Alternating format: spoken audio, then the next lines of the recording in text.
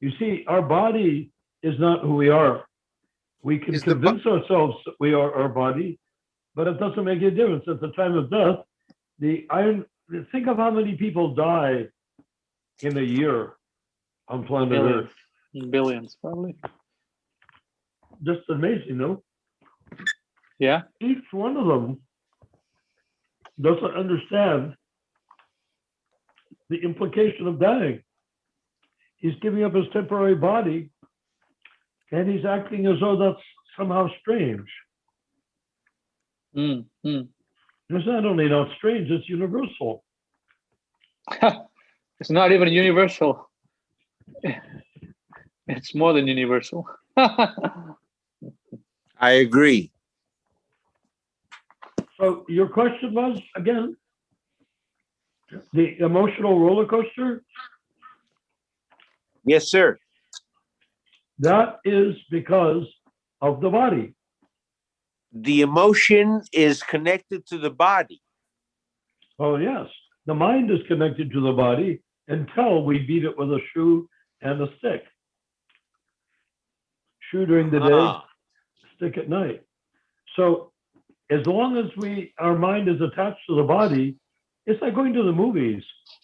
What is a movie when you go to a movie theater? We used to have in this country movie theaters, but I'm talking into the past from my childhood and stuff like that, not from COVID land.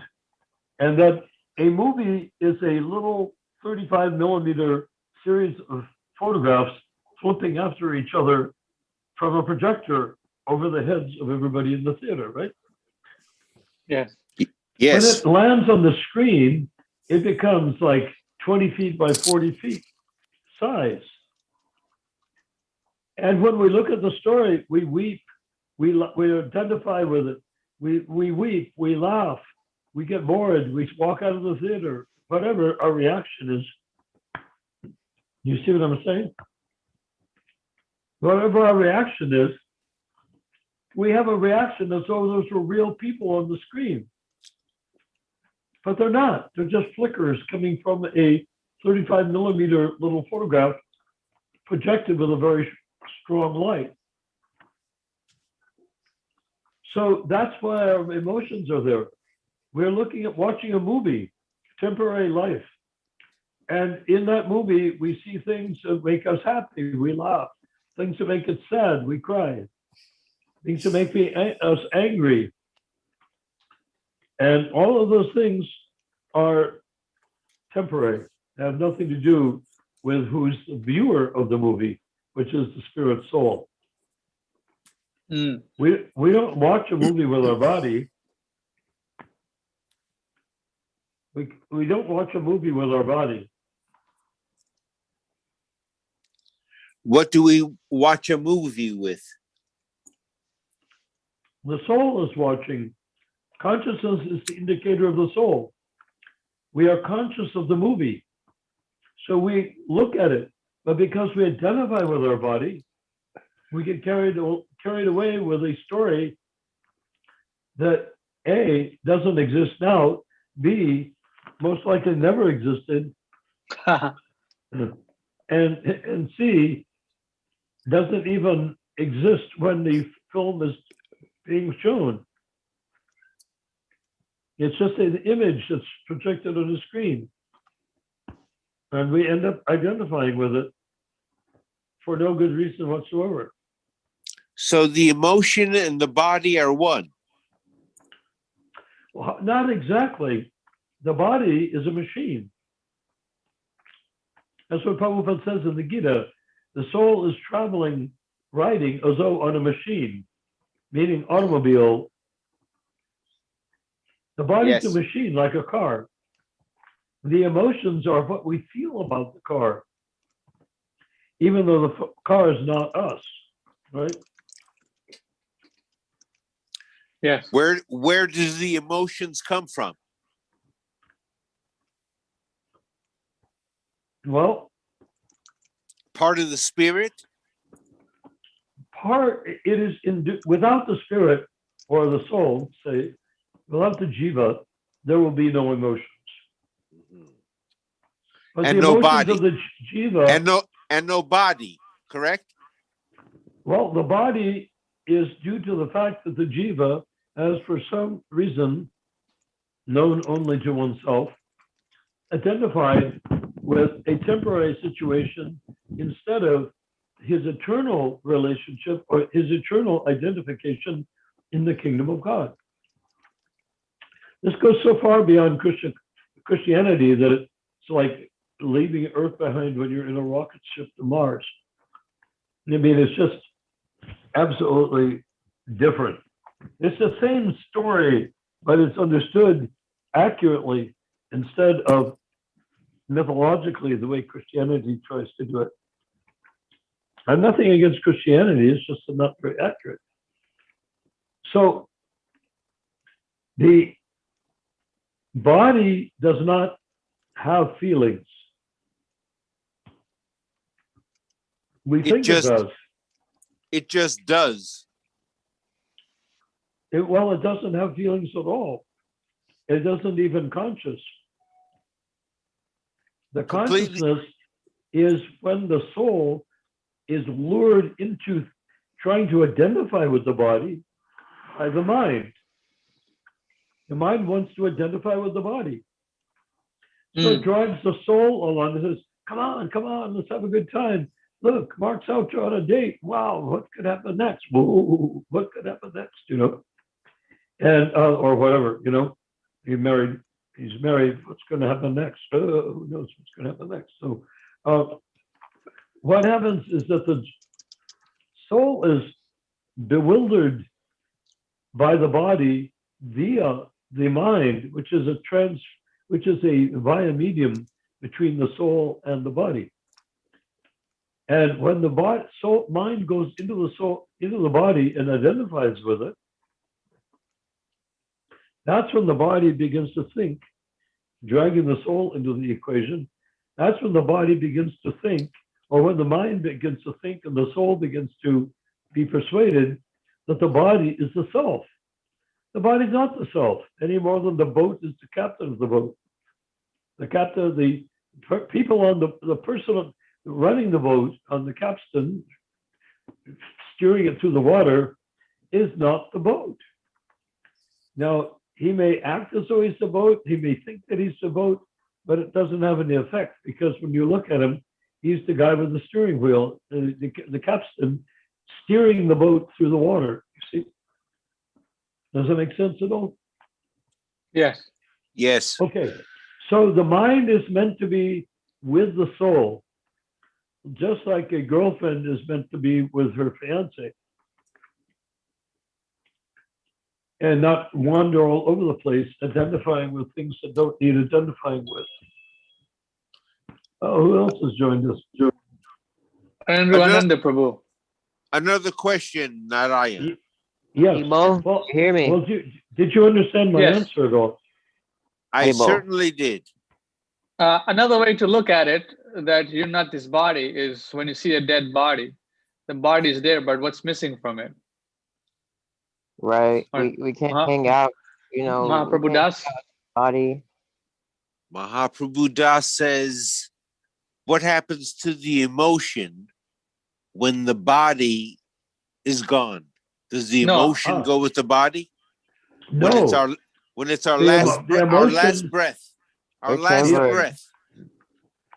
Well, What goes? okay, yes, the emotion We- could go with the body, not the body, but with the jiva when it leaves the body. You see, at the Yeah. time of death, the soul leaves the body. Yes. That's generally accepted by all mystical or semi-mystical or purportedly mystical belief systems, including Christianity. So What when happens- the body is lying there, the soul detaches from inside the heart and starts to come out. Depending on your consciousness, the orifice through which it emerges could be, if a yogi, it goes through the crown chakra, bursting through, breaking the bones, and goes up straight into the spiritual atmosphere between the spiritual planets. If it is a devotee, the soul will leave through the nose or the mouth if the Right. if the body is that of Elvis Presley, who died sitting on the toilet, the soul may very well exit through the anus, which isn't that good for it to do in terms of its next birth. So when the soul leaves, the mind leaves with the soul. Now, let's say you're a normal person with a normal death, not murdered, not suicide, not executed, that you leave your body normally as a decent person. Well, the body, the soul and the mind go out of that body into hyperspace, like Star Wars, cyberspace. They go through that dimensional intersection, and then they come down into the next body that they're meant to take, meaning they come down to the sex act of a man and woman. And when the man ejaculates semen into the woman, the soul travels with the semen into the woman's vagina and then uterus, and attaches to the egg that is waiting there, that has come down through the fallopian tubes and stuck to the side of the uterus. And from that point of view, the cells begin to multiply, as we all know from studying science, and the embryo begins to form. First, just a few cells, and then quintessentially multiplying and multiplying and multiplying, 100 times over each time, until you have a lot of cells in the form of an embryo, then a fetus, then a fully formed child in the womb, and then a child exiting the womb into the light of day, identifying then with the new world and the new parents and the new milk source from which he has come, into which he has come. Hare Krishna. So, do you like that? The whole science explained in 5 minutes. That's right. Oh, I had a question. Go ahead. Yeah, Yes. go for it. I heard a devotee also describe that the soul can embody a drop of water. It can enter into, in that way, it goes into grains, and then the grains are eaten by man, and then the soul enters the sperm cell through that process of Yes. eating the grain. Yeah, that's And also who one knows process. why. Same It process. could be that a human dies and goes from water into a grain and becomes a grain of wheat. A human could do that. It's not guaranteed that the dying human becomes another human, but it's unlikely that an animal would become a grain of wheat. It's more likely that a grain of wheat would evolve, like Darwin would describe, until it becomes an animal. The grain of wheat is more likely to move upward to becoming a sentient creature than is for a sentient creature like an animal to go down. Because in the progress of the souls through the evolution, spiritual evolution, meaning transmigration from one body to the other, in nature, they always migrate upwards. Or shall I say, transmigrate upwards. Never The downwards. Never downwards. The mouse doesn't degenerate and become a germ or a caterpillar.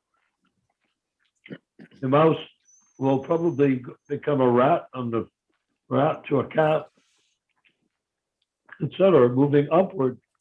But the human being can.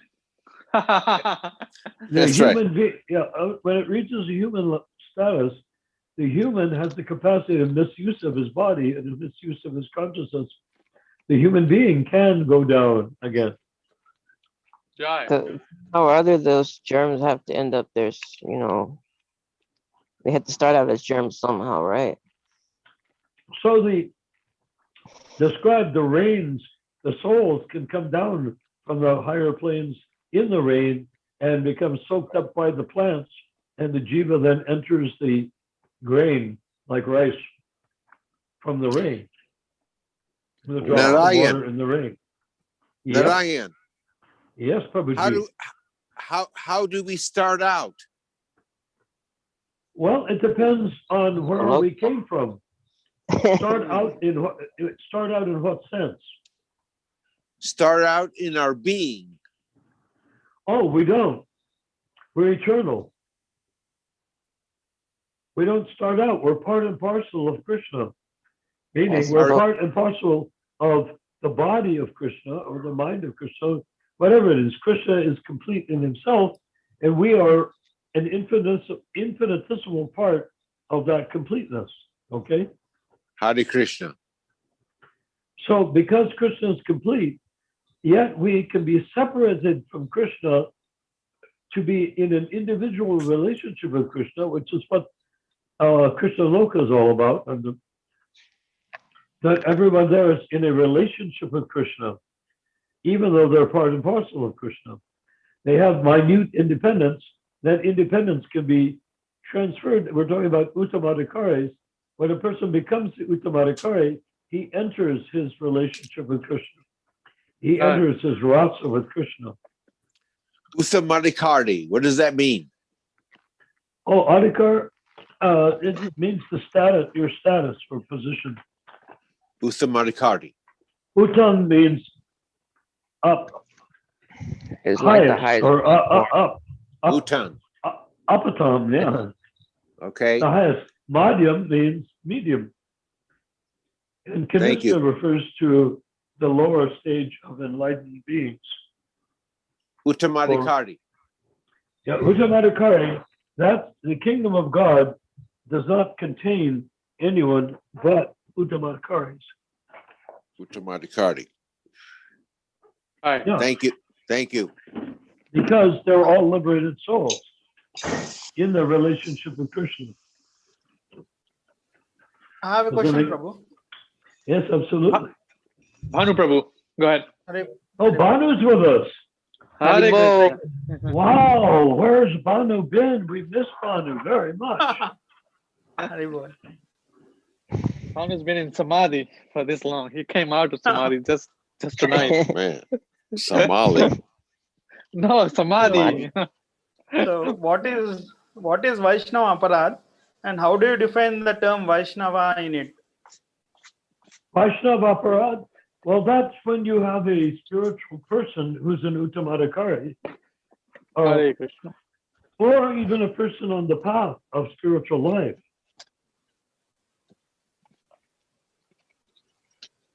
Prabhus, when you see my picture, do you see just my head or do you see more than my head? It just depends how you're holding the camera. Sometimes we see the wall. I'm We- sorry, what do you see? We What do we see see you. now? We See see your you. face.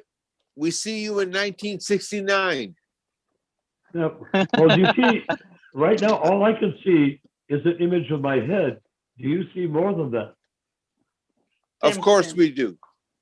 Same what you see. Well, what do Same you thing you- see? We see whatever you're seeing. We see your face and your. That's it. That's The it. wall. That's what I was asking. You're You looking see good. Oh, I feel good. Hare Krishna. I feel good. Ah, da, da, da, da, da, da. I knew that I would. Yeah. Da, da, da, da. Only when you What- realize you're a Okay. soul. So What's fast. it- Ah! What? What did Prabhupada say about music? Hang on, let Chanting. Prabhu answer my question. Well, in the spiritual sky, the people don't talk; they sing. I mean, it's in the spiritual sky is filled with harmonious and lovely and all attractive sound vibrations. As far as playing rock and roll or classical music, these are constructs that try to make a divine sense out of the material world and fail miserably, of course. No, Some- Prabhu. Bhanu's question was not answered. Bhanu wants clarification. Oh, Forgive me for interrupting. No, go ahead. No, I mean, what does Banu want to know again? Banu, Go ahead, Bhanu. Hare Ask your Krishna, question Prabhu. again. what is Vaishnava Aparad? Can you describe it, and what is and also what is the term Vaishnava in it? How do you define it in the Vaishnava in it? Well, the word Vaishnava means a worshiper of Vishnu.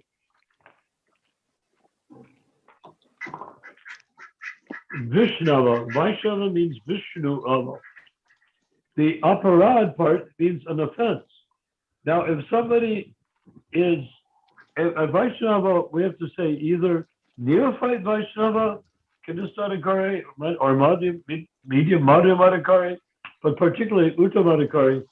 If you see an Uttamadikari like Prabhupada, if you try to beat that person, if you try to insult that person, if you try to denigrate that person, you remember the Uttama Adhikari is bonded with Krishna in his rasa with Krishna.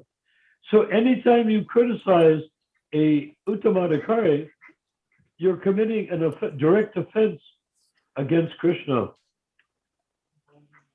Right. So Vaishnava Aparad means you're offending Krishna by offending his very dear associate who is in a kinetic rasa with Krishna.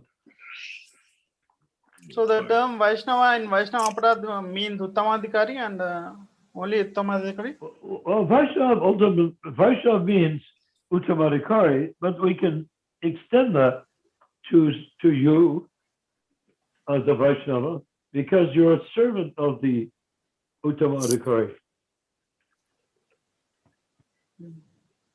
But Vaishnava strictly means a worshiper of Vishnu. But when you say Vaishnava as in Vaishnava Aparad, well, you get a bad reaction for criticizing a neophyte devotee that just joined the temple last week. Because a person is engaging in serving Krishna, if you say, what's that guy in that stupid orange robe and he's got clay on his face and he's got a weird hairstyle with a thing sticking out of the back and he's got his hand in a bag, what's wrong with him? Well, that's Vaishnava Aparad because he's criticizing the devotee of Krishna. Does it also happen mentally? I'm sorry? On the mental level, I'm saying, does it happen? Mental, physical, anything. Krishna is not subject only to visuals. He knows Krishna's in your heart. And in fact, if you stop to think of it, weirdly enough, anyone who commits Vaishnava Aparad has learned how by inquiring from Lord Paramatma. So if you're going to commit Vaishnava Aparad, you have to get Krishna and the heart as Paramatma to give you the means to do that. So Krishna, because you have free will, Paramatma will give you the skill or the necessary know-how in how to commit Vaishnava Aparad. He But won't say, sin committed in the mind is not counted. So does Vaishnava Aparad also relate to mental level? I can't quite follow. Say that again. Because sin committed in the mind is not counted in Kali Yuga. So Ramachandra, could you help me? I couldn't quite. Sin committed in the mind. What is not in the mind? Sin committed. mind. Offenses created in the mind is not. How can you say? What's the word? According to not counted. Not counted according to the Srimad Bhagavatam, meaning that if you commit an aparad in the mind, in Kali Yuga, it's not counted. Put it this way: the thought of sin. They're not. You don't. No. If a sin is committed in the mind, it is a mental sin, which is different than a physical sin.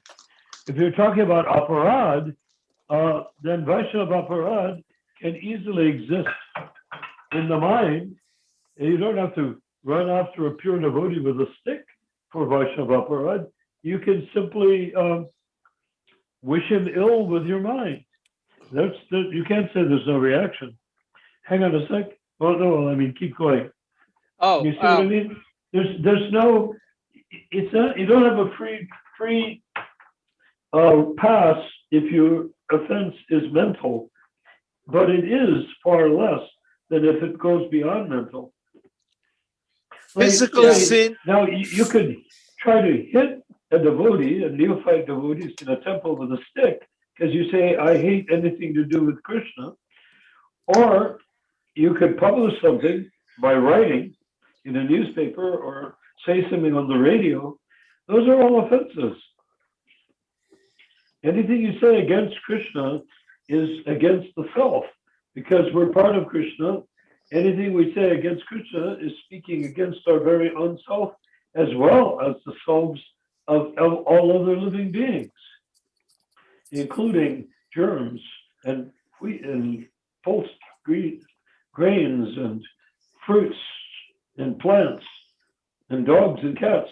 Anytime we criticize Krishna, we're criticizing all the parts and parcels of Krishna as well, simultaneously. Krishna. So what if two devotees are friends and they make fun of one? Go for it. Tell me. What if two devotees are friends and they casually make fun of one, casual or whatever? They make fun of one. Say, Is that also counted as Vaishnava? Are you saying if devotees are friends and they make fun of a Vaishnava? And they make fun of one of their friends. Who is a Who's a devotee? devotee. Yeah. Well, if he makes fun of a devotee, or he makes fun of a plant, or makes fun of a tree, or makes fun of a cat, it's an offense. Because all creatures are a spirit soul. And if you insult an animal, you're insulting part and parcel of Krishna. Does it make sense? So every animal, every soul is considered a devotee also, according to what you're saying? Well, of course, an animal is part and parcel of Krishna. Therefore, inherently, the animal is also a devotee. But he is not conscious of being a devotee. All jivas are devotees because all jivas are part and parcel of Krishna. That's where the saintliness of a saintly person comes in, is that he sees every living being as a worshipable part of his worshipable Lord. That's why the Lord Chaitanya is said to be humble than the street, more tolerant than a tree, and devoid of all sense of false prestige. What is false prestige? It's my thinking that I'm better than the bug that's crawling on the ground. That bug is part and parcel of Krishna, no? I mean, is everyone going to argue that the bug is not part and parcel of Krishna? And if the bug is part and parcel of Krishna, and I'm part and parcel of Krishna, how can I insult the bug or harm the bug without harming myself? You can't go against. That's why when the devotees, as the Prabhupada says in the Gita says, offer a fruit, a flower, water, and I will accept it. These are exceptions. I mean, you can have to kill a plant to cook it and make prasadam. But because it's being offered to Krishna, it's like a human sacrifice. You're sacrificing the plant to serve Krishna. And the prasadam then becomes your legitimate prey in terms of eating. You can eat the prasadam that's offered to Krishna. What? There is there are two offenses. I mean, one is Vaishnava Aparadha and offenses against other living beings. So there's a differentiation. Yes, it depends on how advanced you seem to be occurring yourself to be, because if you commit an offense against a blade of grass, if you're advanced enough, you could see that blade of grass, jiva, the jiva in the blade of grass, not the plant's body, but the jiva is part and parcel of Krishna, as are you. And let me ask you this, Banu. If I look at a blade of grass, who is more part and parcel of Krishna, me or the blade of grass? Both. Who is more part and parcel of Krishna, me or the blade of grass? They're the same. Was that Mahaprabhu? Yes. Congratulations. Yes. It- Because all jivas are equally part and parcel of Krishna, regardless of the body that they take. The human body is very advantageous in that it can much more easily become Krishna conscious than a blade of grass. Although if Lord Chaitanya stepped on a blade of grass, I would say all bets are off in that direction. But the blade of grass, the jiva in the blade of grass, the jiva in the human being are identical. The human being could degenerate and become a blade of grass. The blade of grass, given enough births to grow with, billions maybe, can become a human. So it all comes along, you see. Of course, if you're chanting, walking on the grass and chanting with a mridanga, kartals, and Prabhupada melody, then that blade of grass will possibly even become a human being in its next life because of hearing the holy name of Krishna. There are no, yes, Jai is right. When it comes to those standards, there's no reason, there's no limit to what a jiva can do once he comes in contact with the sound vibration of the holy name of Krishna. Therefore, the league for the next 10,000 years includes the plants and blades of grass as well to be delivered back to home, back to Godhead by us and our associates. You see? That's a nice, sweet task for us. Hare Krishna. It would be amazing if you come across some willowy-looking person and said, "That's amazing. Why do you look so willowy?" Well, don't you remember I was a willow in my last life and you chanted near me, and now I became a willowy human being because of the grace that you chanted. You enlightened me to that I'm not the body of a tree or a willow plant. I am spirit soul. So I've taken a human birth so that I can stand with you, Ramachandra or Mahaprabhu. I've taken a birth to stand with you and chant the holy name of Krishna with you, even though I was a plant, a willow tree in my previous life, or a blade of grass, or a germ. Hare You have Krishna. no idea. You have no idea what's going on in our bodies when we're talking like this. You know, all the germs and the parasites and everything that is helping us digest, all of those living entities, they're all making incredible spiritual advancement. Bhanu, your question answered, or you confused more now? Ramachandra. Then how We- can we avoid we them? get- if it We is get so more general? confused. We get more confused as we go. That's what I thought. But anyhow, aparad in reality is an offense against Krishna.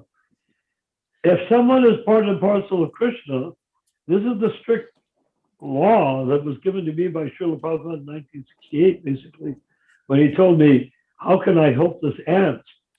And, you know, a normal human being would look at the invisible ant on the table that Prabhupada is gesturing at, even though it's not there, and say, who the F cares about the ants? I care about me. I want to die and go to heaven. I want to go back to Godhead. I want to be playing with Krishna in the forest of Vrindavan. What do I care about an ant on a coffee table, particularly when it isn't even there. Particularly when it isn't even there. I could say that, but do you realize how many offenses I commit in the process of saying that? I should say instead, oh, that ant is like me, except in a different body. How many births will he take to become human? But if I chant, maybe his next birth he will become human. No, Prabhu, the 10 offenses to be avoided. And then if it is, so the way you, I mean, you're saying it, then how can we implement to avoid those 10 offenses? So how can we what? How can we implement to avoid how can we avoid those 10 offenses? I'm saying Vaishnava Aparadha, everyone is included. So first one, we have to become a saint, humbler than a blade of grass and mortal, and then a tree, and then the 10 offenses are to be achieved. The Kanista Adhikari, or the neophyte before he's a Kanista Adhikari, he is going to. Why do you think there are 10 offenses to be avoided, except everyone is committing them? If they weren't committing them, they wouldn't be avoidable. They wouldn't be existent because nobody would be committing. So name the 10 offenses and let's go over them. Yeah, name it. Haribol, Banu, can you want to hit the 10 offenses?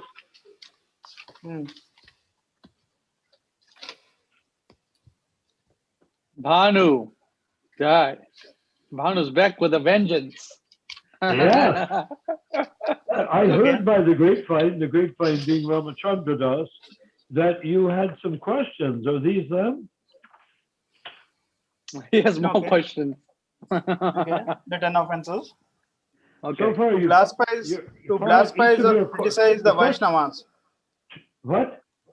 The first offense, to blaspheme or criticize the Vaishnavas. Criticize the Vaishnavas who are spreading the holy name all over the world. Well, yes, if you criticize them, you're cutting off your own good fortune. These offenses are not sins that you're going to go to hell for. These 10 offenses are, if you commit an offense against a Vaishnava, your own spiritual creeper will shrivel up. You're not going to die and go to hell. Your spiritual creeper will shrivel up and maybe you'll become an insect in your next life. Don't do it. What's the next one? To consider that other living entities such as the demigods are independent of Krishna. Well, yeah, this is the Hindu philosophies, right? They think, oh, Shiva, or oh, Brahma, or oh, Indra. They think separate from Krishna. Actually, they're functionaries of Krishna. They're all operating within the material world, representing Krishna in the material sense of the word, meaning they're representing Maya, but they're providing Dharma, which is Krishna. So the demigods provide Dharma, even though they do not directly represent Krishna, they are representing Dharma. Therefore, the fact that they are representing Krishna in the form of Dharma means we cannot consider them on the same level as Krishna, but at the same time, we should not think of them as ordinary living beings. The next one. To disobey or disrespect the Guru. What? To disobey or disrespect the Guru. Disobey or disrespect the Guru? Yes. I think the real one is disobey the order of the spiritual master. This is from the Harinama Chintamani. This may be a later version, but in any event, yes. So if you are given a pen by your spiritual master and you're holding it in your hand, and a piece of paper with legal markings on the left, all the legal markings of a legal document, and it says direction of management at the top, and there are lines where you sign your name, and you've read the whole thing. So you cannot disrespect or disobey the order of the spiritual master, which means if you sign it, obey it. What about the verbal orders? Don't say that Prabhupada changed his mind. If he changed his mind, he would have signed the document that he changed his mind to. If Prabhupada changed his mind about the GBC, now their lifetime, then all the GBCs should sign it. The same people who signed the first one should sign the second one. But nobody ever did. How did they say Prabhupada changed his mind? Wow.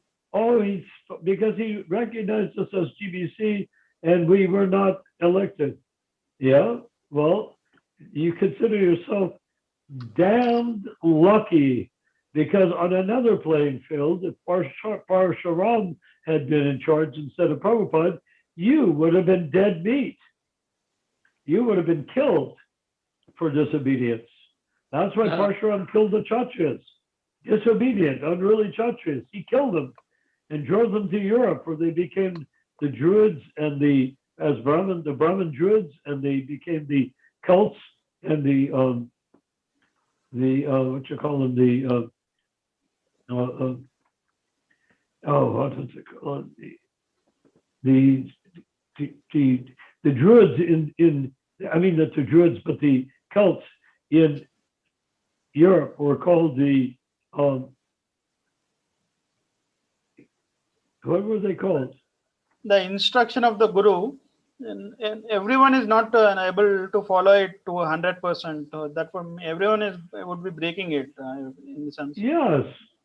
So that's why when you take initiation, a bovitrava means whether purified or unpurified, your sins are being burned up in the fire. Of course, you can commit new sins, but that is considered Vaishnava Parad. So you try not to. Can you be forgiven? Well, yes. If you persist past 3 times of committing the same sin on purpose, no, you cannot be forgiven. So that is the thing about the disciple. He must be, the people in Europe, the Gauls were the Kshatriyas kicked out by Parsuram. And then in the Middle East, there's a group called Galatians that appear in the Christian Bible. They were Gauls that kicked out by Parsuram. He kicked them out and they went all over Europe and the Middle East. But they weren't killed. They escaped. So anyhow, go ahead. So did that answer your question? To disrespect the instructions of the Guru, not obeying. Yes. Prabhupada has given many instructions, like wake up for Mangalarati,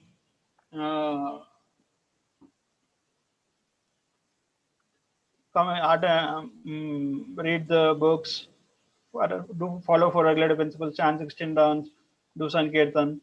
Many and a lot more are there. So they're we're all not following it to the app. Not everyone has to follow every instruction. Like if you are like Mr. John out on Sankirtan every day, you don't have to be a pujari all day long at the same time. You have designated duties, but within that category, you can move from one duty to the other. Sankirtan leader can become pujari, you can become the cook. The cook can become Sankirtan leader. These are all things you can do to obey the spiritual master. He gives you a range and you follow them. Okay. To interpret the meaning of the name and to think that the glories of the name are imaginary. Okay. So if you say that, then your own existence becomes imaginary. If the holy name of Krishna, and Krishna is not different than his own name. So if his name is not different than him, if you disparage Krishna and his pastimes, or the holy name of Krishna, then you are disparaging he of whom you are part and parcel. So, big idiot, disparaging yourself. If anyone who criticizes Krishna or his pastimes or his instructions is actually criticizing himself, because the jiva is part and parcel of Krishna. Whoever glorifies Krishna enhances himself. If you glorify Krishna's form, your own form automatically becomes more beautiful. Even in your material body, becomes spiritualized. Hare Bol. But if you disparage, criticize, then you become diminished. And who wants to become diminished?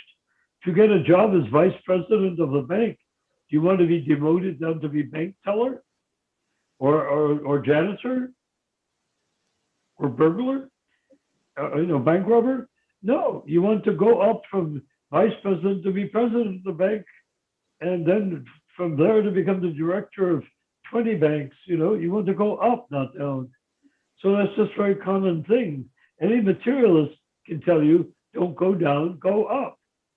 But a Vaishnava has to be reminded, because the Vaishnava, being a materialist generally, it starts out as a materialist, has to then accept that what he's learning of Krishna is actually has more Shakti, is more potent than the Maya Shakti of his bank presidency. Okay, and next one. Is that okay? If it's not okay, ask again. Sure. Ask as many times as you like the same question if you're not satisfied with the answer. Yeah, I'm satisfied. To commit sinful activity on the strength of the holy name. Say that again. To commit sinful activity on the strength of the holy name. Oh, yeah. Yeah.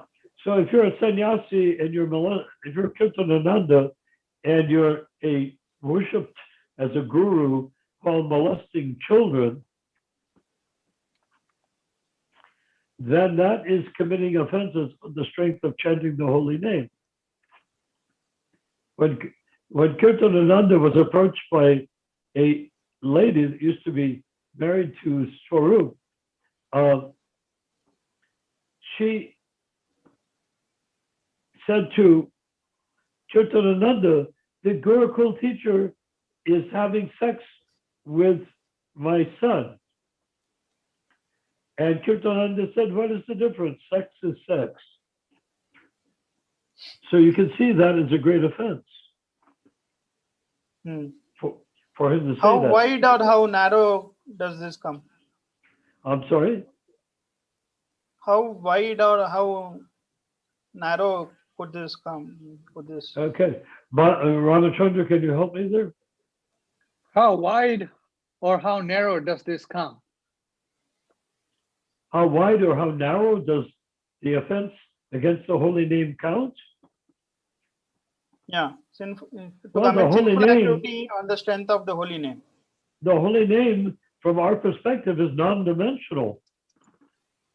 So any offense against the holy name is 100% offense against the holy name.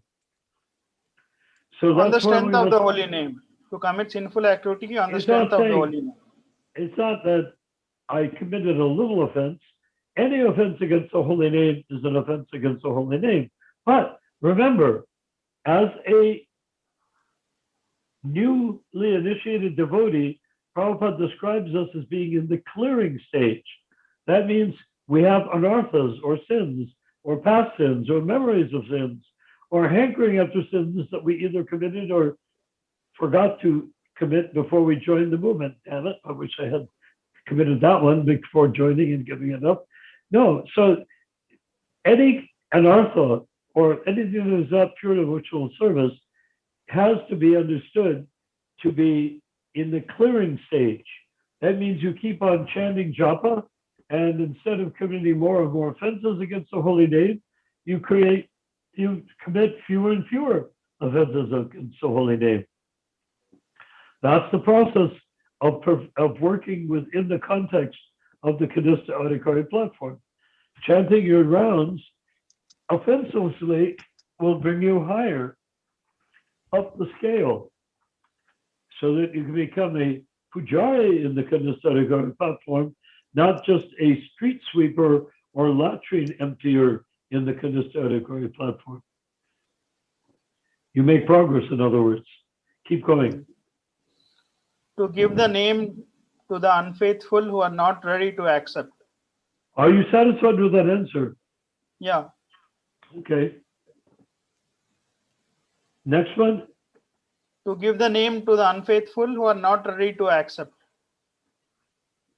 Ravichandra, could you help me? Bhanu Prabhu, please repeat. To give the name to the unfaithful who are not ready to accept. To give the name to the unfaithful who are not ready to accept the holy name. I get it, which is interesting. It creates a riddle, doesn't it? Lord Chaitanya says, wherever you go, whomever you meet, simply speak of Krishna. Right. That means there is no one who's not qualified to receive the name of Krishna by hearing it. I'm a prime example. I'm not worthy, but I heard the holy name in spite of my not being. By being unfaithful, I still heard the holy name. And by committing millions of offenses while pondering that I heard the holy name, I gradually began to understand that I should surrender to the holy name. And when I decided to do that, I found out I didn't know how. How do I surrender to the holy name? Oh, by chanting. So I start chanting. Oh, are you chanting purely? No. Well, how do I chant purely? Well, keep on chanting. You're in the clearing stage. You have to keep on chanting, and then you'll end up chanting purely. When? Oh, maybe 100 lifetimes, or maybe 1,000 lifetimes. But someday you'll give up. You'll chant purely. So what was the question once again? To give the name to the unfaithful who are not ready to accept. Yes, that's very interesting. So do you understand what that really implies? Is the Kanista Adhikari initiators of ISKCON are anxious to initiate people whether or not they're ready to receive the holy name.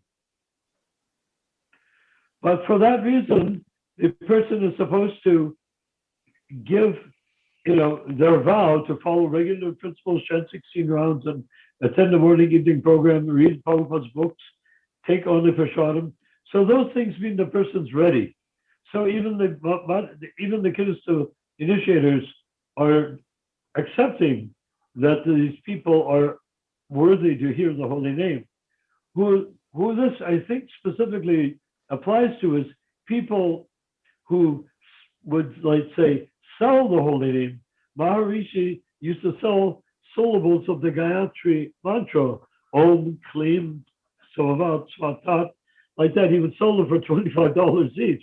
I just racked up $100 worth of Gayatri right there to sell for Maharishi. So because of that, these people are not worthy to receive Gayatri. The ordinary person initiated by Srila Prabhupada is not qualified to receive Gayatri. He has to practice for a period of time and become purified. He has to become worthy of Brahminical initiation to get Gayatri. And here Maharishi was selling it for $25 a pop as the initiation of his disciples. So that's what is meant by that, is that the person, if you give the holy name and the Gayatri is a holy name, if you give the holy name to a person not worthy, what to speak of selling it, to a person not worthy to practice, then that is an aparad, a great sin against the holy name. Does that make sense, Manu? How do we know whether he is ready to accept or not? He has to surrender. Oh, you're thinking like if you're chanting on the street, how do you know if that person, whether you should not chant because that person has a wicked look in their eye? Is that what you're saying? That's not the problem. Book distribution. We can chant Sankirtan. Anyone can hear, including demons. They can hear. We have no objection because we're not making them into disciples. We're implanting the holy name in their heart so that at some point they may inquire and become worthy of hearing, be receiving. What in the case of book distribution? Distribution. You can't take Hare Krishna mantra and sell it to someone or give it to somebody so that they will join your movement and give you money. You can't do it like that. They have to be interested. They have to be inquiring. And if they inquire and they sincerely want to know, then you can give them the holy name as a formality, like by Diksha. However, if you are on Sankirtan, you're giving the holy name without regard to that. And Srila Prabhupada gave initiation to many people that were not worthy of accepting it. So this is talking about initiation to give the holy name to the unfaithful in the sense? Well, yes, that's part of it too. So you could say, well, what about Srila Prabhupada?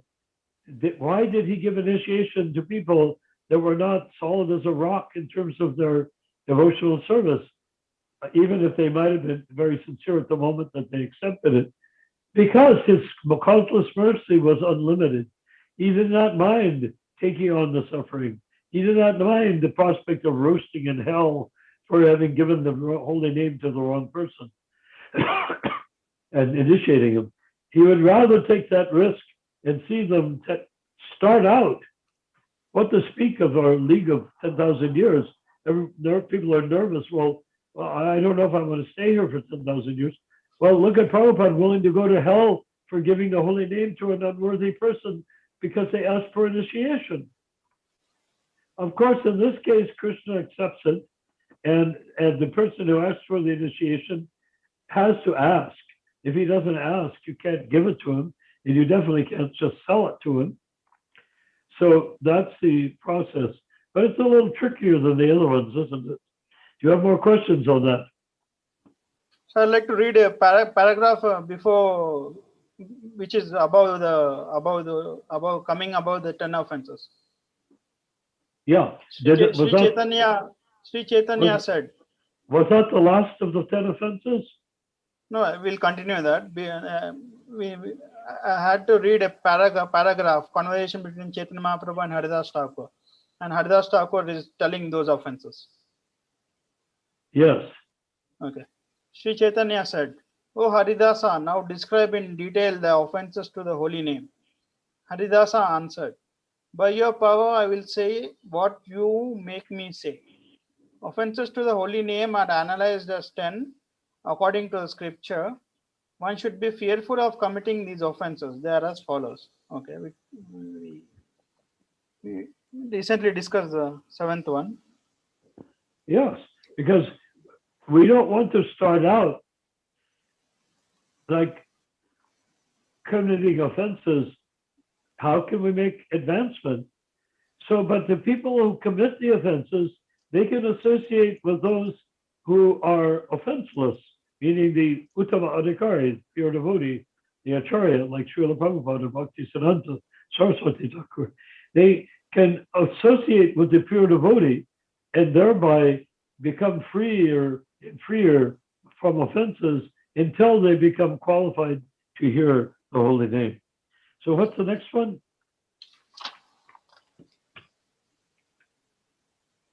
We didn't get a complete answer to this one. To give the name to unfaithful, not a clear answer, I'm saying, complete picture. To give the name to the unfaithful who are not ready to accept. To give the name to the unfaithful who are not ready to accept.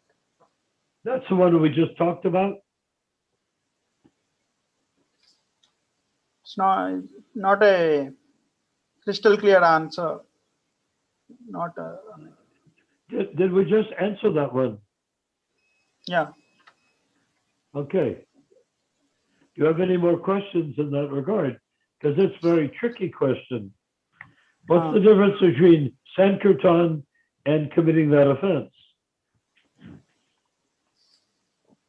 Sankirtan, what about the people, meeting people and talking about Krishna to them?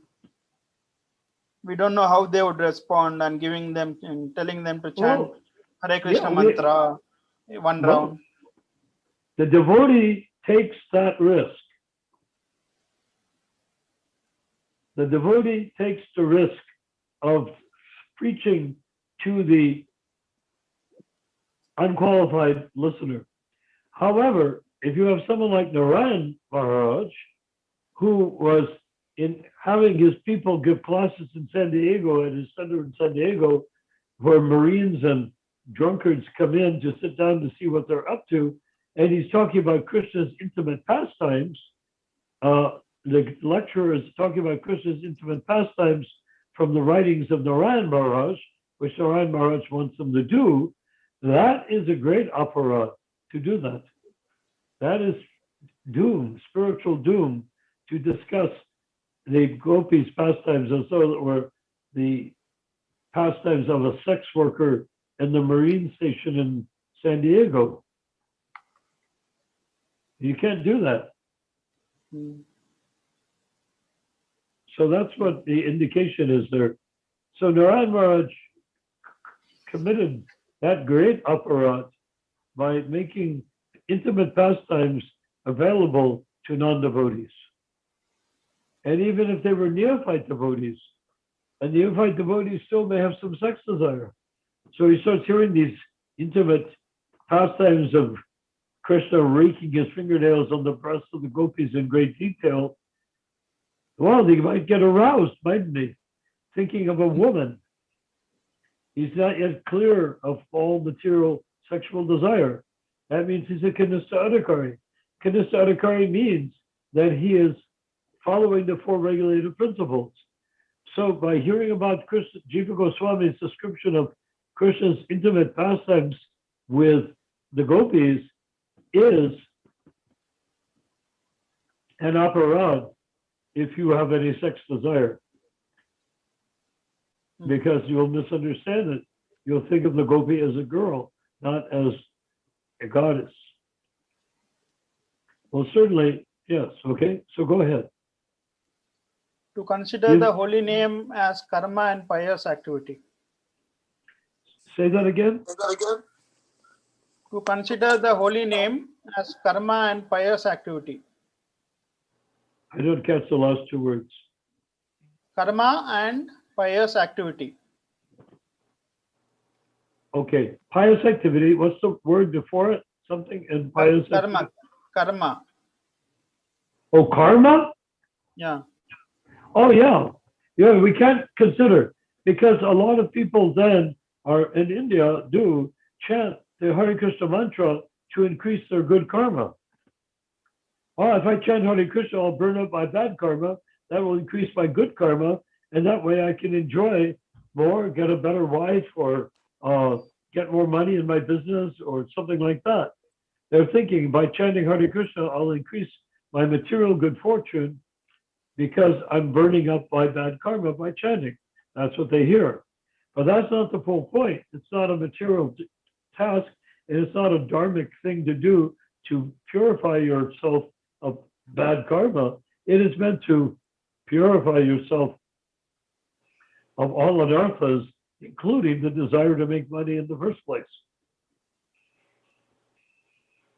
Okay? Yeah.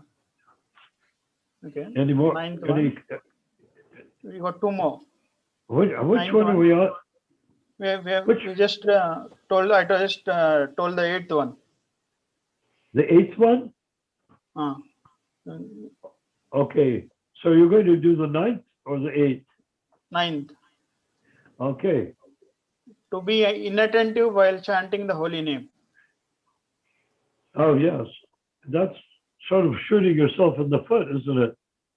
If I'm chanting the holy name, the whole idea is the name, Nam, Ki, it awakens the jiva. So when you chant Hare Krishna, that inner Hare, that inner is the access to the jiva. If you're inattentive, then you're like going through the mouthing of the name, while thinking of something else. Well, you're not going to get the benefit. And the worst part of that is that you're thinking that you are chanting.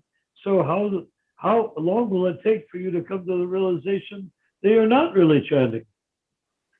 Like you say, well, I'm chanting 16 rounds a day, and meanwhile you're thinking of a million things. No, that doesn't work.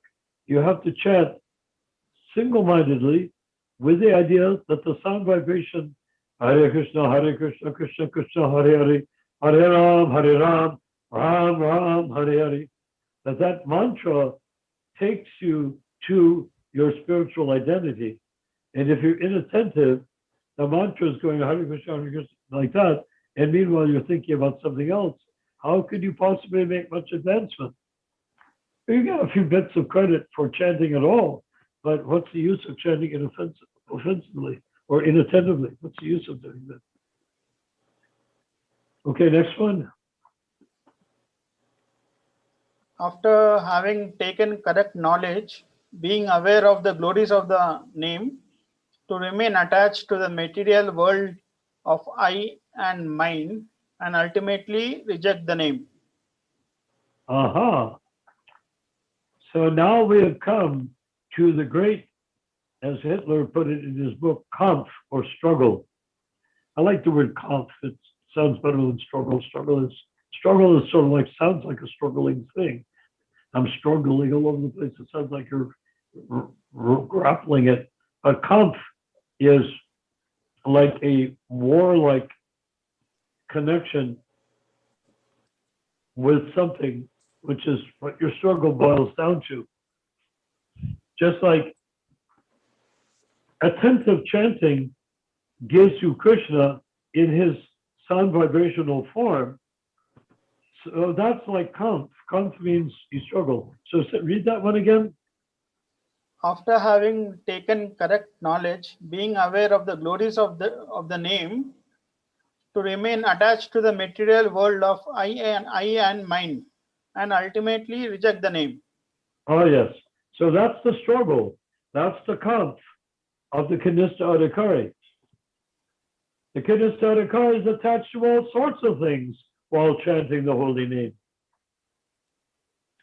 But that's the 10th offense, right? Yeah. Right?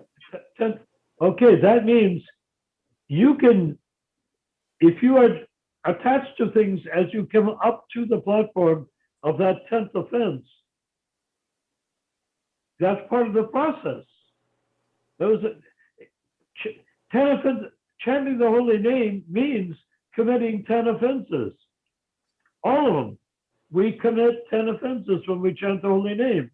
By chanting, the offenses begin to fall away and melt away. It's impossible not to commit offenses while chanting the holy name until you become a pure devotee. Until you and the sound vibration of the holy name are non-different. So When does you it and the also sound include we trying to not commit the offenses? I'm sorry? So does the process also include we trying not to commit the offenses? And eventually we are trying not to commit these 10 offenses. Do you know anyone who doesn't commit any of them? No. Everyone Only commits. Uttama Adhikari. Exactly. So, and the Uttamadhikari might say that he may claim that he is committing a 10 offenses, one of the 10 offenses, by initiating people not worthy of initiation. He may claim that he's a pure devotee, but he's taking the karma of that person on himself to purify that person himself. And if that person falls away or commits sins, the spiritual master suffers the experience of his sins. Whoever is sinning, the spiritual master suffers. So it's not just that the pure devotee is floating around free from any experience. No, he is putting Prabhupada put himself on the line for people completely unworthy of initiation who ended up committing so many offenses against the holy name and a whole bunch of other offenses as well. They did all these things, and yet Prabhupada still accepted them. And when they fell down and came back, he accepted them back again. This is the causeless mercy of the person who's going to deliver everyone in the next 10,000 years. And particularly if we join with him, we will not just 10% become Krishna conscious, but Prabhupada said to me, if you chant, meaning me, why not 100%? So that's our goal.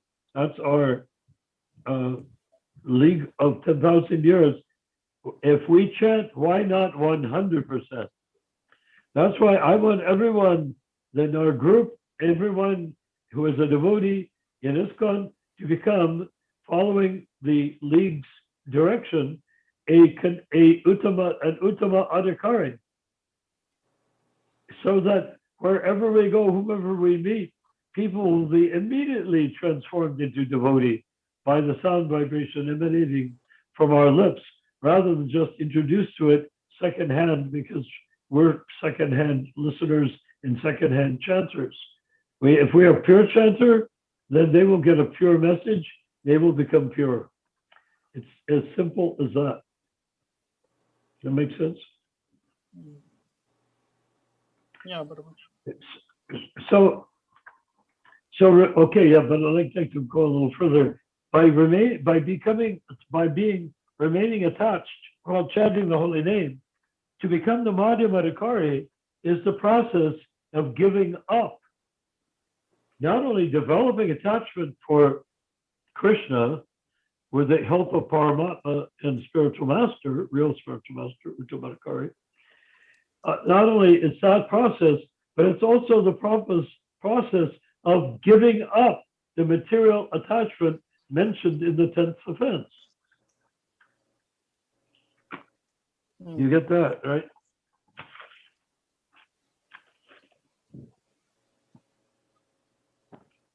The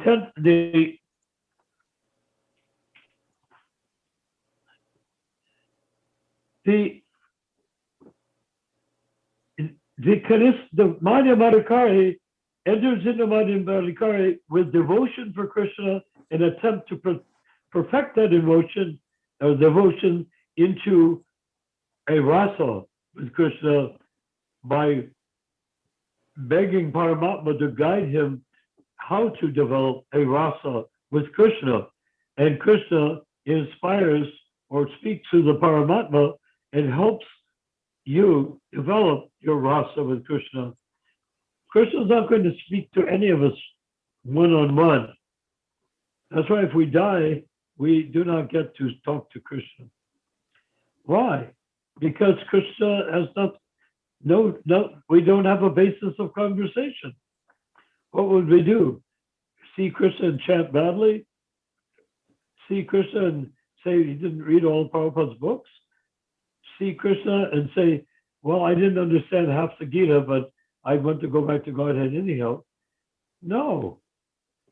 This is not Christians that understand a little bit of the Bible, that they die and go to heaven, supposedly, which they don't. But and they can, but they don't, because they don't go as far as Jesus wanted them. So no, we have to approach the Uttamadikari platform by giving up all the things we're still attached to in the material world. Does that make sense?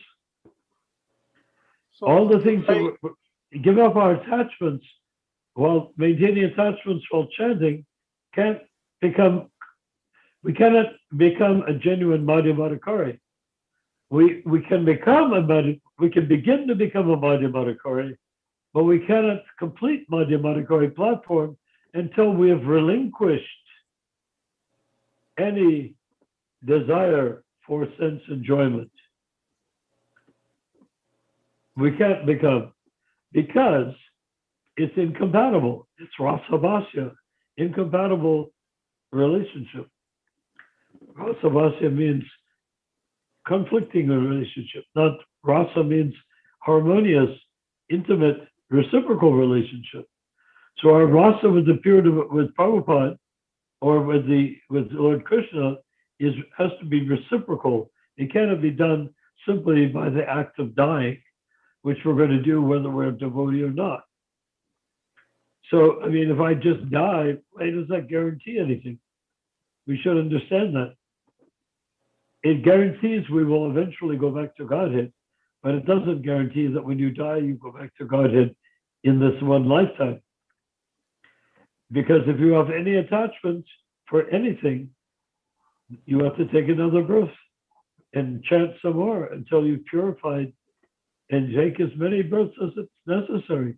You can do that for 100 births before you become a pure devotee, which is why our participation in the golden age of Kali is not a far-fetched idea.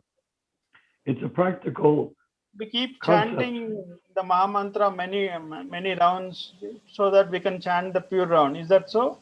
Because one time we say Krishna, that guarantees our going back to Godhead. We keep chanting the Mahamantra many times so that we can get to the pure name. Is it? Yeah, but if you do that, then you will become a Madhya Madhukari. What do you think happens when you chant? When you chant, you're purifying yourself from being in the Kanista Adhikari platform, correct? And you have to purify yourself from beginning to end.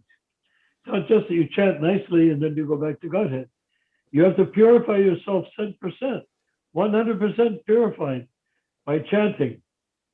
And that is a big project. So that you can be maybe hundreds of lifetimes in the process of doing exactly that. Once you're determined that you want to become an Uttamadhikari, you could go for hundreds of lifetimes before you give up all the anarthas that you're still attached to when you're chanting the holy name of Krishna. Remember, chanting actually doesn't mean just uttering the sound vibration, although actually in another sense, that's exactly what it means. But it means chanting offenselessly and purely. When you say offenselessly, well, we're talking about the 10 offenses. Offenseless chanting means without any of the 10 offenses. So how can we talk about going back to Godhead when we cannot say that we chant offenselessly yet? Does that make sense? The proof of the pudding is offenseless chanting. And if we cannot chant offenselessly, what's the question of going back to Godhead? Does that make sense at all? Yeah. I mean, people try to keep these things from touching each other. You want to know when you're going back to Godhead? When you're chanting offenselessly. And even that is not true, because even if you're chanting offenselessly, does not presuppose that you are in your rasa with Krishna yet. So when you chant offenselessly, you can begin to develop your offenseless service to Krishna.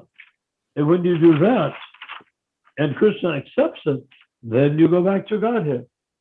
That is what Prabhupada instructed me, it appears, and I'm embarrassed to say it, but that's what Srila Prabhupada apparently instructed me to instruct you, with the help of Paramatma producing the words to make a convincing reasoning argument.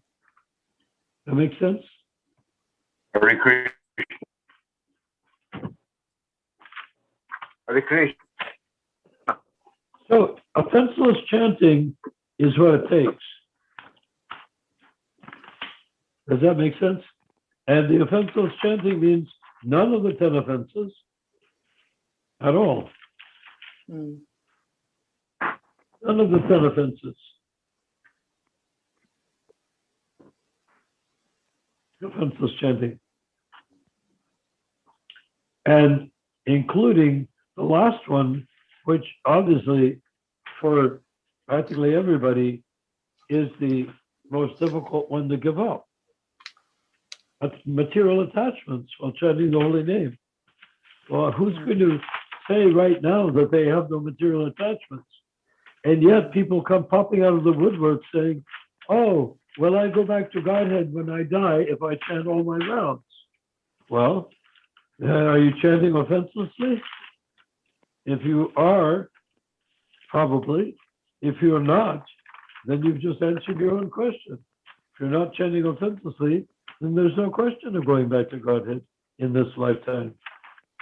So get your best self ready for another lifetime that will be better than this one by chanting more offenselessly and with fewer offenses, and then purify yourself to the point that Krishna is satisfied that you and he are free, both equally free of anarthas. Now, what does that mean? Krishna is always free of anarthas. So the rest is up to us, that we have to be free from anarthas.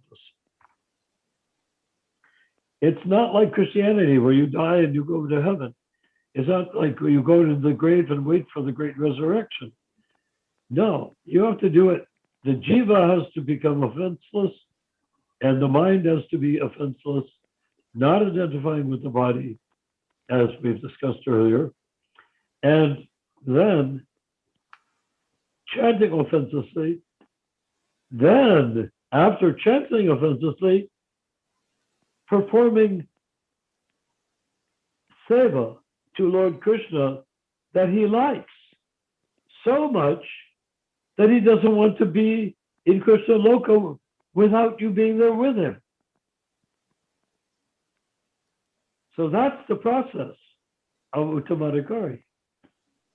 You have to become desired by Krishna, indispensable to Krishna, and as pure as Krishna. And then you are back to Godhead. You don't have to go back to Godhead. You don't have to die. You can do it while being alive. In fact, if you die and go back to Godhead, that's an oxymoron. Because if you die, you're still your body dies, not you. So you're the jiva. The jiva goes back to Godhead. What you say? Die and going back to Godhead, that is probably talking about heaven rather than Godhead. I say that again. That is going back to heaven rather than going back to Godhead. Exactly. And heaven is much more forgiving. You don't have to be on the absolute platform to go to heaven.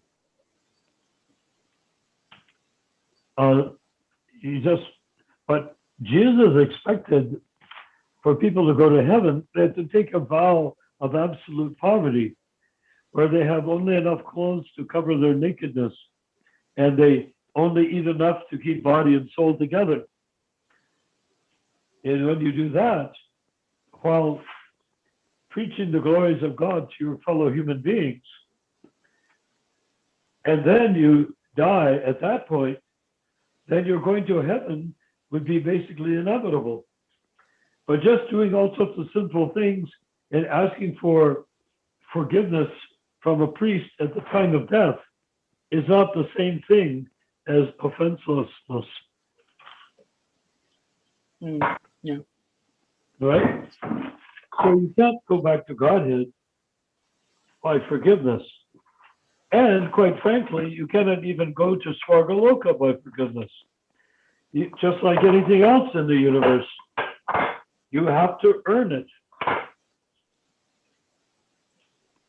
You know, there used to be an advertisement for some sort of investment company.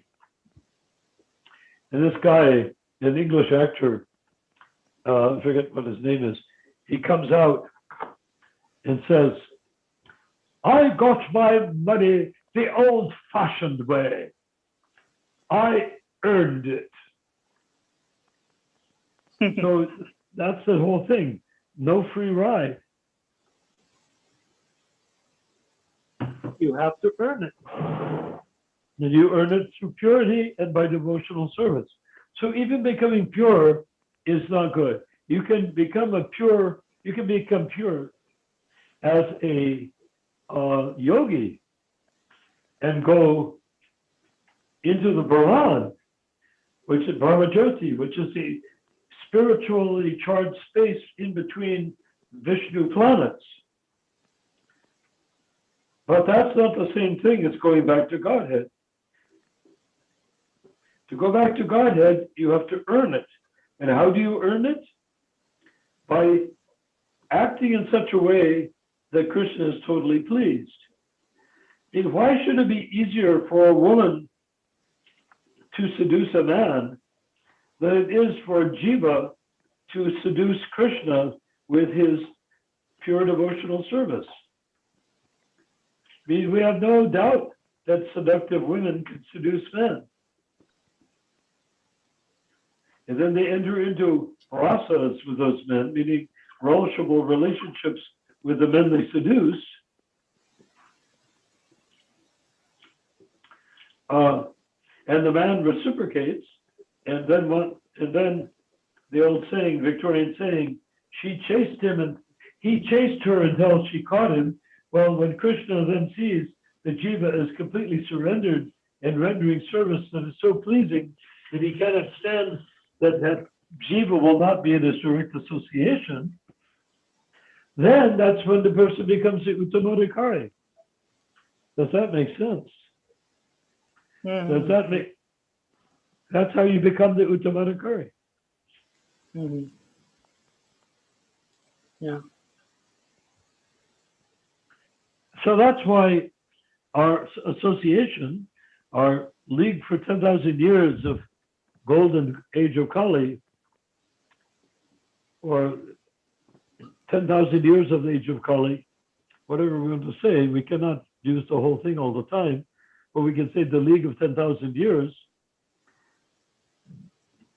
And you can say of Kali, if you have enough room on your computer program to be able to put that much in.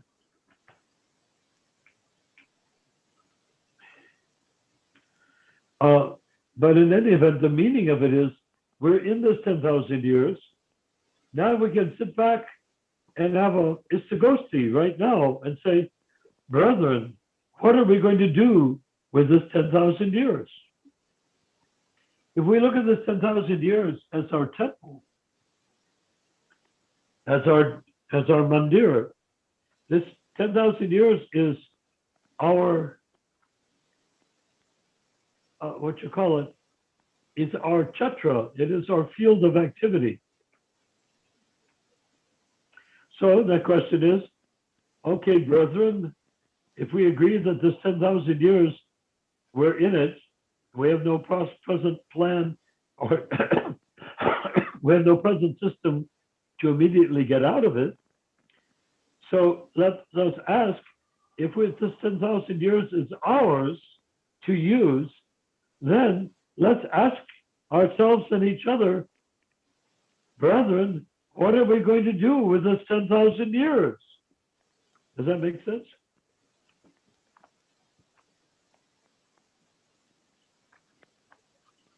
Bhanu Prabhu, does it make sense? Yeah. Right.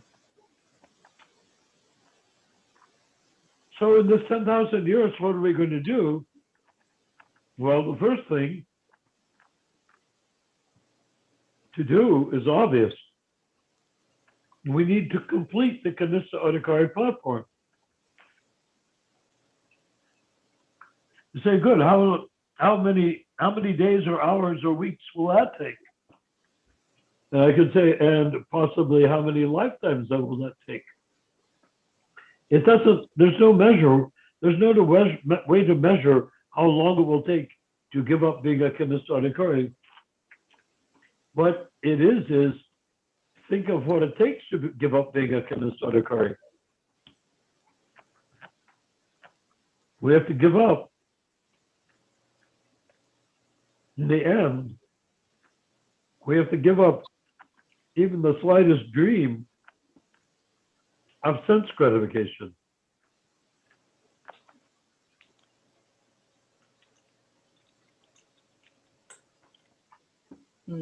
Or Advancing from the sense, from the Kanishta we Adhikari have to, platform is the one biggest second. thing.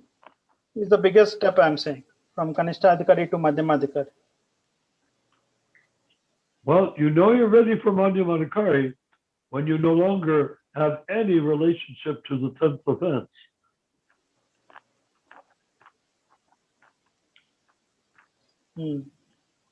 Which, where we're standing right now, may seem to us to be impossible.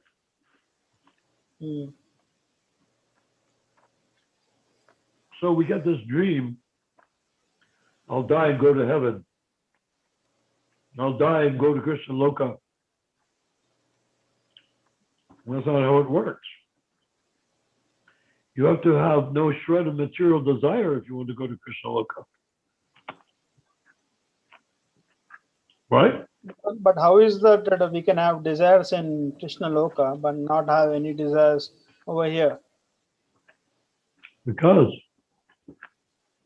our desires in Krishna Loka are part and parcel of and within and in complete celebration of our rasa with Krishna. Transcendental. We give up our material desires. But that doesn't mean we give up all desire. The Mayavadi gives up material desire to go into a realm of no desire. We don't do that. We give up our material desires and enter in the realm of spiritual desires and actions based on those desires.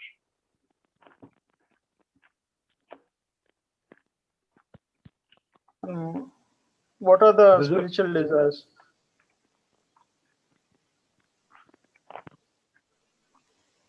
Well, I keep on using the example of Mother Yasoda. She was just like you and me, a jiva.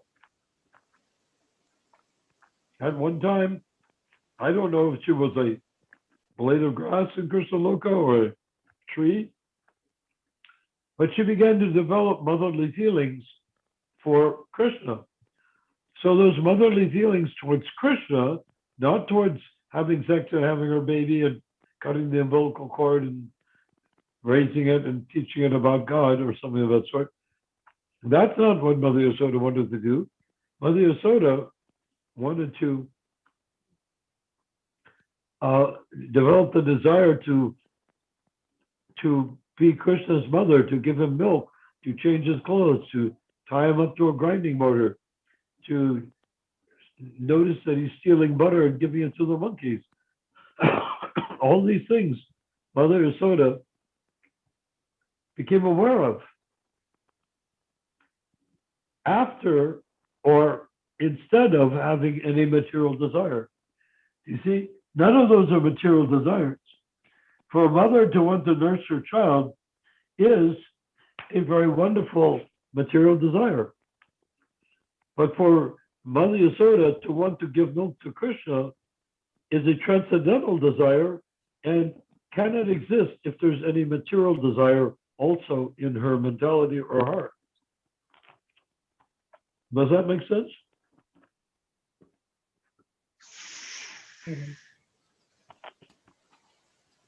Keep questioning. We can't we have a relationship? Can't we casual slowly develop a relationship with Krishna along with our material desires? Well, which that's called. are slowly giving them up. Well, that's the Kanistadikari platform. It's called mixed desires. You have the spiritual desires and material desires, and they're sort of mixed together.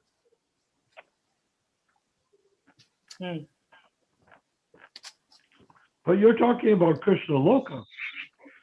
There are no material desires whatsoever in Krishna Loka. Because let's remember, the very nature of material life, therefore the desires that pertain to material life are not real.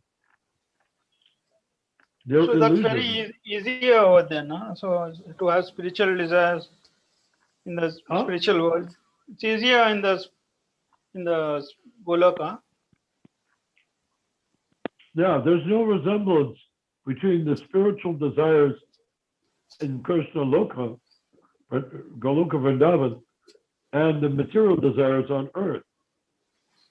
The material desires on earth, insofar as you say, well, they eat, we eat, they have conjugal relations, we have conjugal. No, the thing to remember is this is a perverted reflection, and it's based on us wanting to be the enjoyer. The minute we say, I can't possibly qualify to be the enjoyer of anything in this material world, then we get the opportunity to learn how to enjoy being in the spiritual world. You see? Because we cannot, there's no question of material enjoyment in the spiritual world, but you can have spiritual enjoyment in the material world, except that it isn't in the material world, it's you having spiritual enjoyment while coinciding with the material world, the way Srila Prabhupada did. Why does we have to work our way to Krishna? Why is it upon us to do everything in bhakti? instead of what? Instead of Krishna, who is all merciful, he can just establish our relationship with him. Huh. I mean, you can't even do that in the material world. What you want I'm to talking say about the is- material world. I'm saying, yes. What? No, you can't do it anywhere, spiritual world or material world. Why would Krishna take away your free will? That's confusing. Krishna has supreme will. We're infinitesimal part and parcel of Krishna, so we have That's because infinitesimal we are free will. influenced by Why would what Krishna take that free will away from us? say we are placed in India, we're influenced by the surroundings of our living space.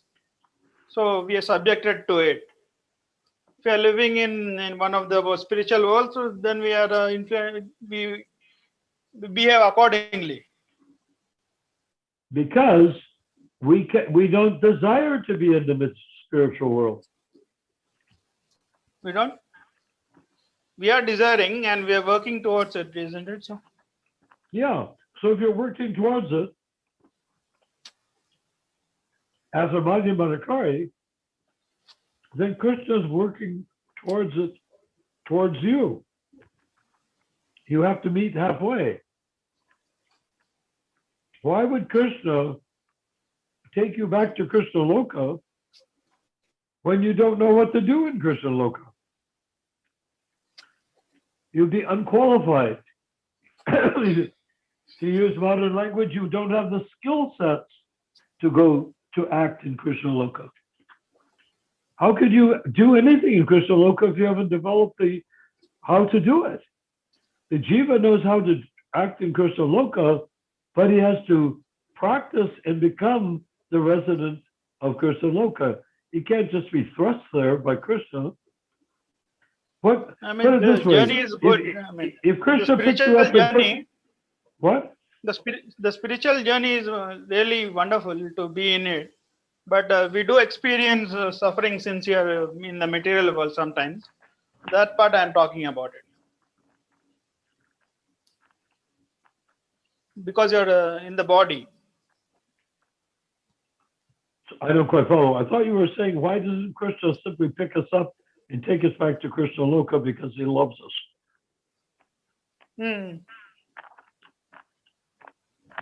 Yeah. Well, yeah, I could ask this question. Why does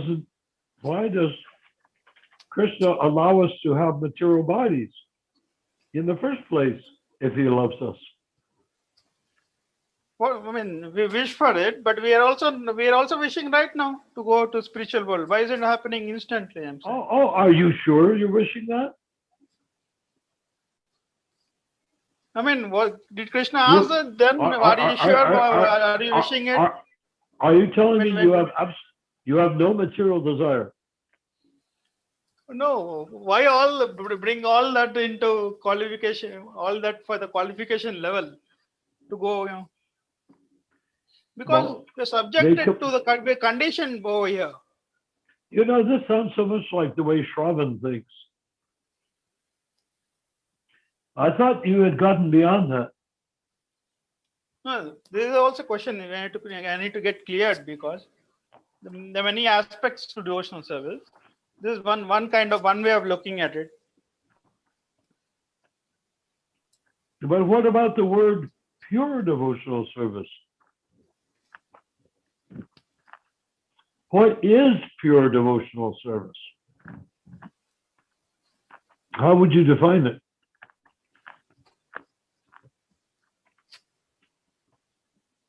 What is pure devotional service? Pure devotional service is unmixed. It is not Yeah. without a tinge of material. So pure devotional service means you're entering into a stage, devotional service to who? To Krishna, right? So if you're serving Krishna, purely, then he will experience that devotional service, correct? Whatever you offer to Krishna right now, he experiences the part of it which is pure. The whole thing isn't pure. It's sort of like you can make a beautiful offering on the altar, but if you don't wash your hands after using the bathroom, it won't have any good effect.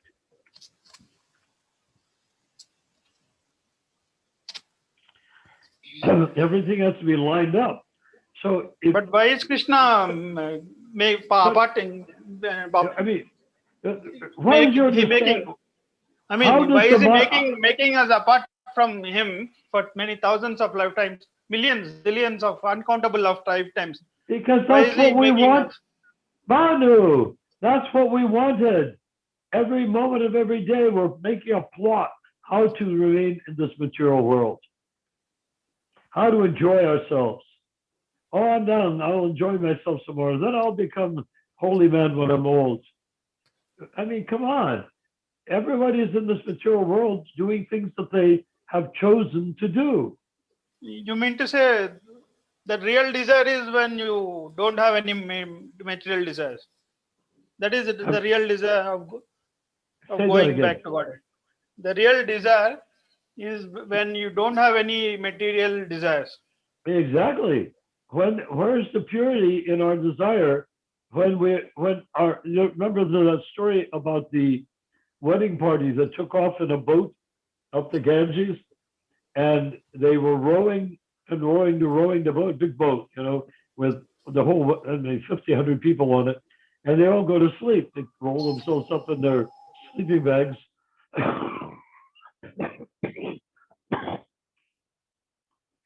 They roll themselves up in their beds because the rowers are working as hard as they can. When they wake up, they imagine they're going to be at the site of the wedding, right? And when they wake up, they find out they're still where they started out from. And they said, what happened? How come the rowers did their rowing? They didn't fall asleep. Why aren't we there? And then somebody